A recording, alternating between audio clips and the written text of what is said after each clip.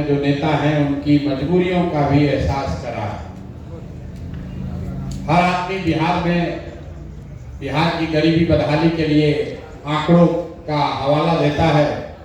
मैंने भी पिछली बैठक में कहा था कि अभी जातीय जनगणना हुई, उस जातीय जनगणना में जो सबसे भयानक एक डेटा आंकड़ा दिखा कि आज 78 साल आजादी के 78 साल के बाद भी बिहार में सिर्फ 3%, 100 में 3 बच्चे ही दलित समाज के 12वीं क्लास पास करते हैं। मतलब 100 में 97 आदमी 12वीं क्लास भी नहीं पढ़ रहा है।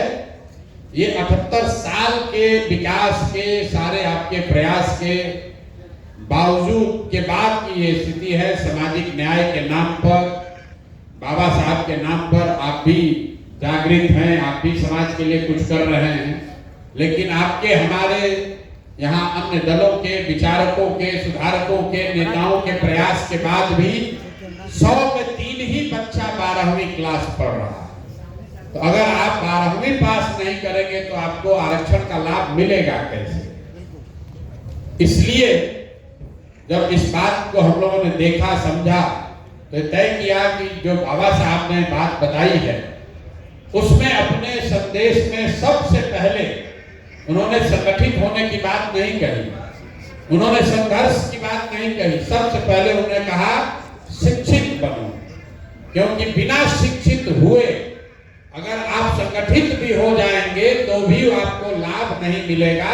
और ये मैं नहीं कह रहा हूं, ये आंकड़े बता रहे हैं, क्योंकि ये संगठित तो बहुत बार आप हुए। जो उन्होंने तीसरी बात कही, संघर्ष करो। संघर्ष तो आप में से कई लोगों ने, कई महानुभावों ने किया, लेकिन जब तक शिक्षित होकर, संगठित होकर संघर्ष नहीं कीजिएगा तब तक उसका लाभ नहीं मिलेगा। तो पिछले 4-5 महीनों में हम लोगों ने कई छोटी बड़ी बैठकें करके ये तय किया कि भाई जन स्वराज का जो संसाधन है उस पर सबसे पहला अधिकार समाज के उस वर्ग का है जो शैक्षणिक, सामाजिक, आर्थिक तौर पर सबसे पीछे है। इसलिए जब ये प्रचार प्रसार का काम शुरू हो रहा है तो सबसे पहले बाबा साहब अम्बेडकर के नाम पर उनके संदेश को ले जाकर घर घर पहुंचाने के लिए इस अभियान की शुरुआत की जा रही है, जिसमें आप सभी साथी जुड़ रहे हैं। कई लोगों को लग रहा होगा कि इससे होगा क्या। आप जरा समझिए, 100 गाड़ी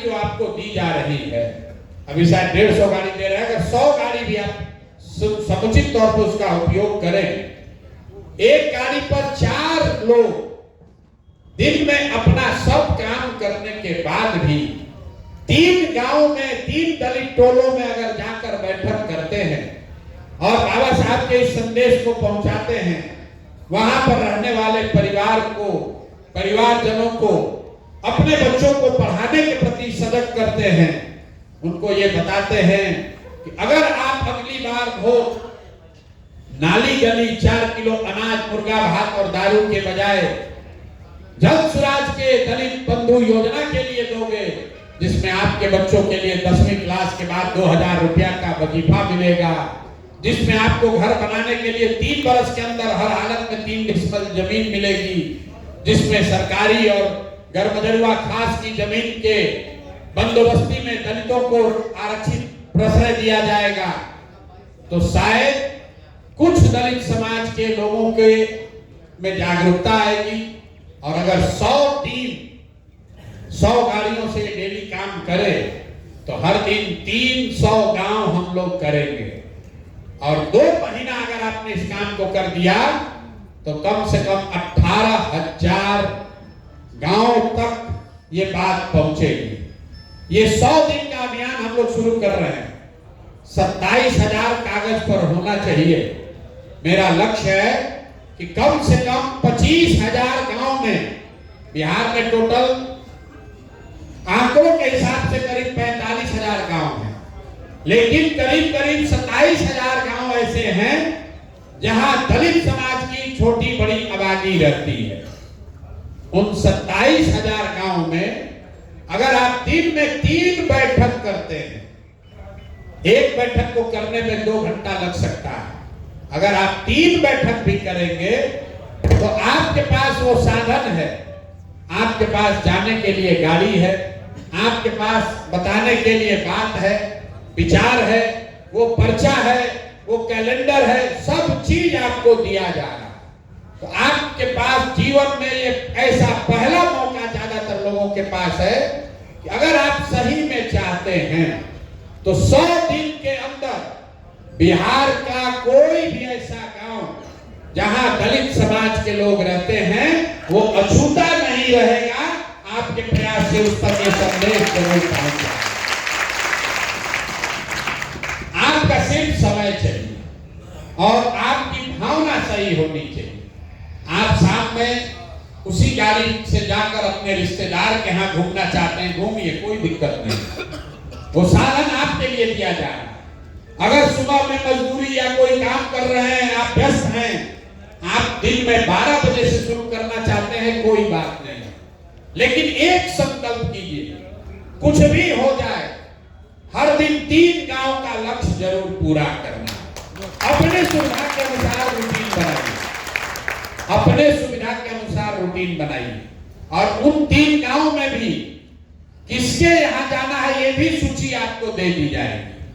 कोई न कोई अनुसूचित समाज जाति का नेता, समाज का व्यक्ति जो अपने यहां ये बैठक कराना चाहता है, आपको वहीं पर जाना है।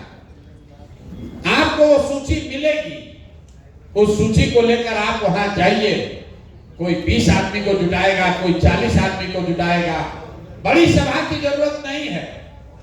अगर हर बैठक में 20 आदमी भी अगर जुड़ता है तो हम लोगों ने लक्ष्य क्या रखा है, हर गांव से 10 बच्चों को निकालना है, हर बैठक से 10 बच्चों को निकालना है, 10 ऐसे सक्रिय युवाओं को निकालना है जो इसी आश्रम में जैसे जैसे आप ढूंढते जाएंगे वो आए, यहाँ प्रशिक्षण पाए और उनके जीवन में उनको, अगर वो पढ़े लिखे हैं, उनके पास मोबाइल है, तो उनको 2000, 5000, 10,000 रुपया के लिए जीवन में कभी मजदूरी नहीं करनी पड़ेगी। 5 दिन यहाँ का मुफ्त प्रशिक्षण ले और वो 17वें दिन से उसको साधन व्यवस्था हो जाए। ये बात आपको जाके बतानी। वो लड़के यहाँ आएंगे, उनको आने का खर्चा भी आने जाने का दिया जाएगा।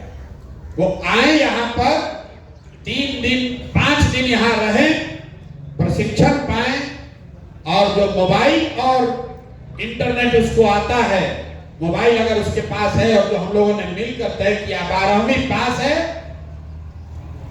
15-20 साल से 35 साल की उम्र का है, मोबाइल की समझ है, 5 दिन जब स्वराज के आपके प्रयास से, आपके इस संसाधन के उपयोग से उस बच्चे को जो प्रशिक्षण मिलेगा, आप हमसे लिख कर ले लीजिए।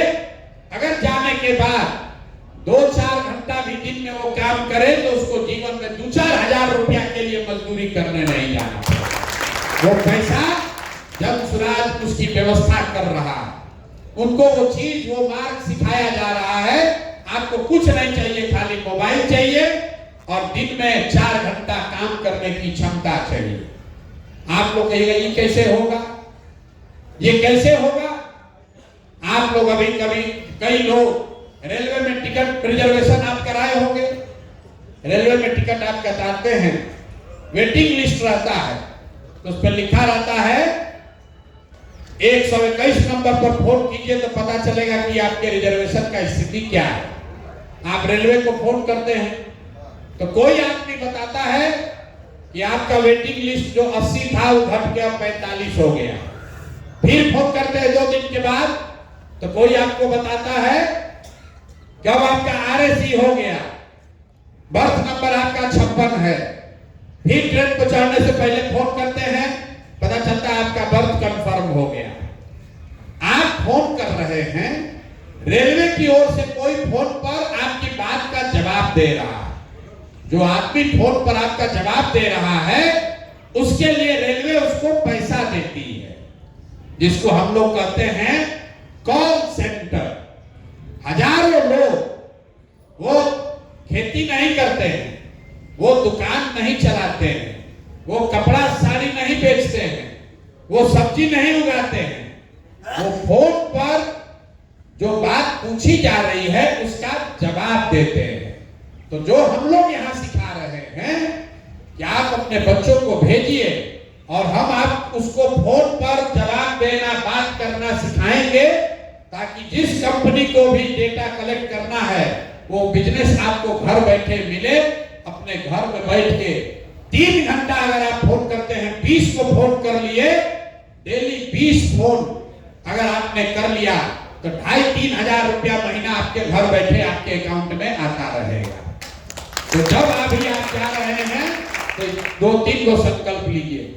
बिहार सुधारेंगे, समाज सुधार देंगे, बाबा साहब के मूल्यों को स्थापित कर देंगे, वो सब बात तो है, ये तो नारा लगा रहे हैं आप वर्षों से, उससे बात नहीं बनेगी।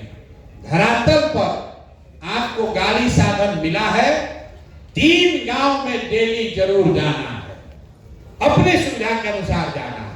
उन गांव में जो व्यक्ति ये बैठक करा रहा है उस बैठक में जाना है और वहां एकत्रित सारे लोगों को जो ये 5 बिंदु हैं, बाबा साहब का संदेश है, ये सिखाना है, उसको याद रहे। इसके लिए उसके घर में कैलेंडर लगा देना है और उस सभा में बैठे, उस सभा में सुनने वाले हर उस युवा को जो 20 से 40 साल का उम्र का है, 12वीं पास कर लिया है, मोबाइल उसके पास है, उसको यहाँ भेजने का प्रयास करना है। न भी भेजे तो उसका नाम नंबर नोट करना है, जिसको हम लोग कह रहे हैं इसको अंबेडकर वाहिनी बनाएंगे, ताकि यही 50,000 लोग जब 14 अप्रैल को हम लोग जुटे तो ये 50,000 नवयुवक जो आपके द्वारा चुनकर समाज से खोज कर निकाले जाएंगे, यही लोग 2 करोड़ अनुसूचित जाति समाज के स्थिति को सुधारने के का नेतृत्व करेंगे, उसके वाहक बनेंगे। बाबा साहब के सिद्धांत पर ही लोग वोट करें, इस बात का की जिम्मेवारी लेंगे। इसीलिए उनका नाम अंबेडकर वाहिनी रखा गया।